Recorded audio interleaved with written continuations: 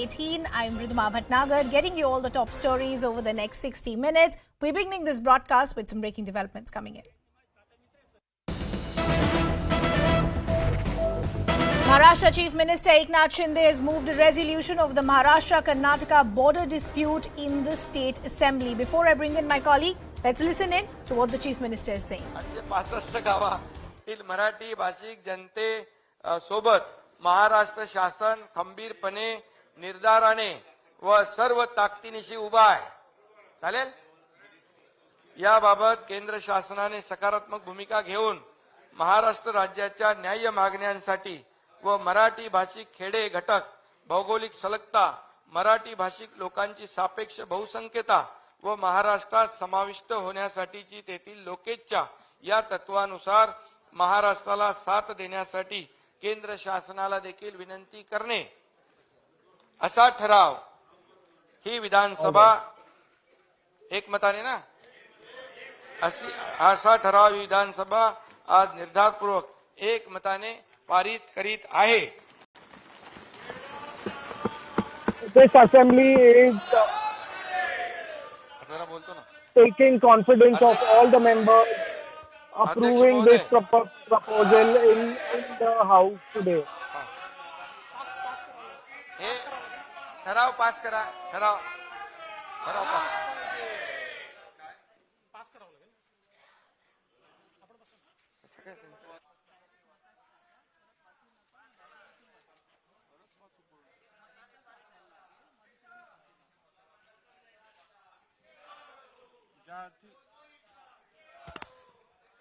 ज्या अर्थी नोव्हेंबर 1956 मध्ये राज्याची पुनर्रचना झाल्यानंतर तत्कालीन मुंबई राज्यातील बेळगाव, चंदगड तालुका वगळून विजापूर, धारवाड व कारवार हे मराठी भाषिक जिल्हे पूर्वीच्या महसूल राज्यात विलीन करण्यात आले.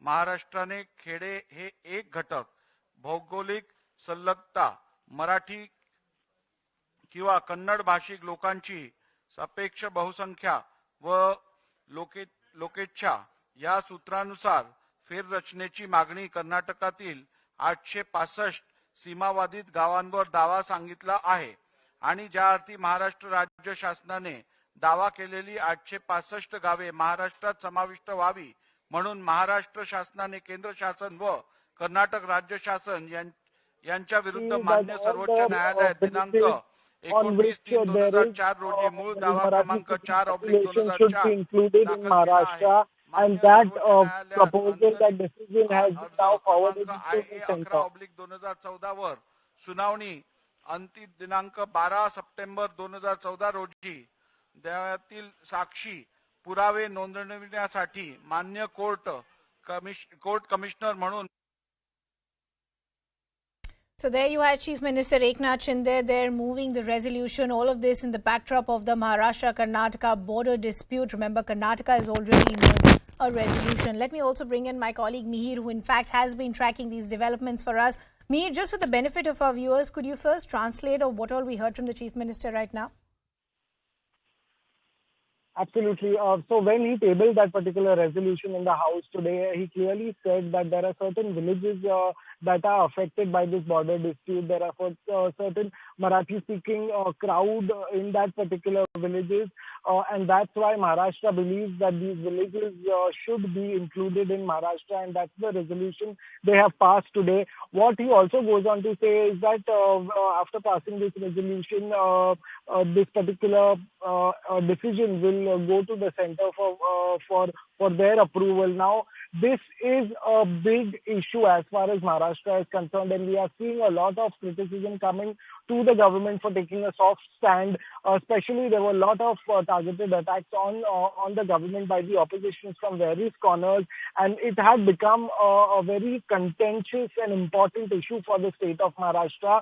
One could also see, and there were certain reports saying there was some sort of rift between the BJP and Shinde government on this matter of whether to pass the proposal in the House or not. But now the government has taken a strong stand and they have taken a united, strong stand to pass this resolution. And not only that, it has also got the support of the opposition. So clearly, this will silence all the critics of the government who were targeting the government for the sake of not taking a strict stand, a strict action in the direction of the dispute between the two states. But now the Shinde government has made it amply clear by putting out this proposal and getting it approved in the House that they have all the intention of making sure that the dispute doesn't escalate.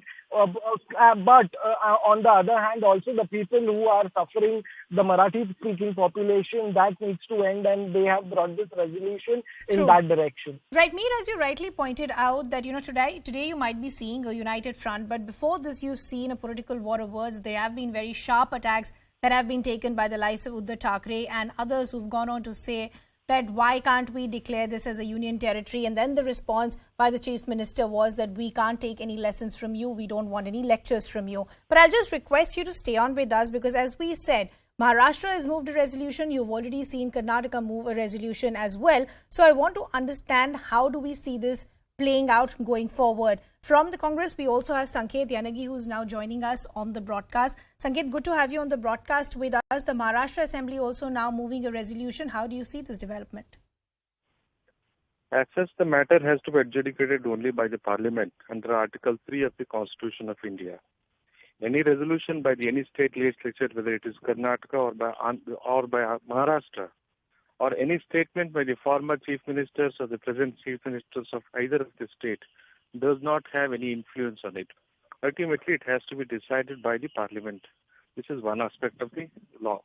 The other aspect being, since it's a case of an interstate dispute between two states, and the Article 3 specifically empowers only the Parliament to have an authority to decide this, either for inclusion or exclusion of any of the boundaries, or alteration of the boundaries, or any part of this, either of the state, then the power is exclusively with the Parliament. And the Parliament, in exercise of the power under Article 3 of the Constitution, has already constituted a committee of Justice Meherchand Mahajan, which has submitted a report before the Parliament. That is tabled before the Parliament. And now it is the stage to have a debate on that. And ultimately, the decision has to be taken by the Parliament once it is tabled, and it would be considered thereafter. And any move by either of the state before the Supreme Court or before any other forum, even including the Legislative House, does not have any influence, does not have any jurisdiction to override the jurisdiction of the Parliament under Article 3 of the Constitution of India. Sanket, I want to understand, for the benefit of our viewers and people who are actually impacted on the ground, this isn't a new tussle. We've seen this carry out for almost decades now. Even in the last few weeks, a lot of developments have taken place, some even violent on the ground. Now, many delegations have met the Home Minister also here in the national capital, asking an intervention from the centre. Now that both the states have passed a resolution, how do you see this going forward? Or where do you think this is headed? In my opinion, this is politically motivated.